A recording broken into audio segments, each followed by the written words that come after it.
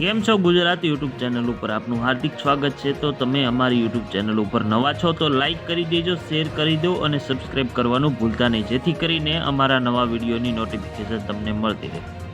રાજકોટ તારીખ 9 આજી ડેમ પાસેના રામનાથ ઇન્ડસ્ટ્રીઝ એરિયામાં આવેલ કારખાનાની લિફ્ટમાં માથું ફસાઈ જતા 15 વર્ષના તરુણનું કમકમી ભર્યું મોત નીપજ્યું હતું।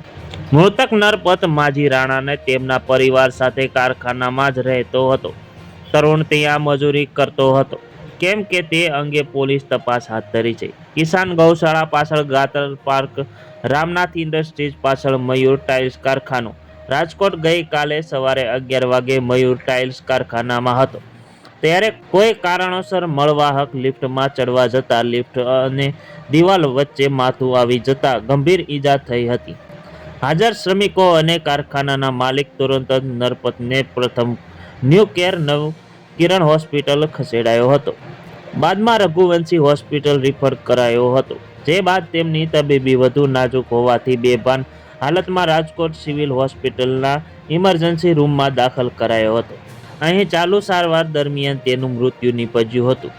બનાવ અંગે રાજકોટ સિવિલ હોસ્પિટલ પોલીસ ચોકીના ASI Ramsinhbhai Varu, head constable Maheshbhai Jogda, writer Dharmendrabhai Hudad, Prakashbhai Rathod અને ધર્મેન્દ્રભાઈ ચાવડા, જાણકારક આજી ડેમ પોલીસ મથકના હેડ કોન્સ્ટેબલ કુલદીપ બાલાસરા તેમની ટીમ સાથે હોસ્પિટલ દોડી આવ્યા હતા। જરૂરી કાગળ કાર્યવાહી કરી મૃતદેહને પીએમ અર્થ ખસેડાયો હતો।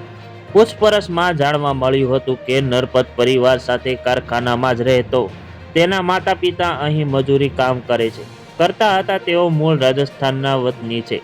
નરપત તેના માતા પિતાને એકનો એક પુત્ર હતો। તેના મોતના તેના પરિવારમાંથી આતંક છવાયો હતો। કરુણ શું કરવા માટે લિફ્ટમાં ચડ્યો હતો, શું તે કારણમાં મજૂરી કામ કરતો હતો વગેરે બાબતે પોલીસે ઊંડાણપૂર્વક તપાસ હાથ ધરી છે।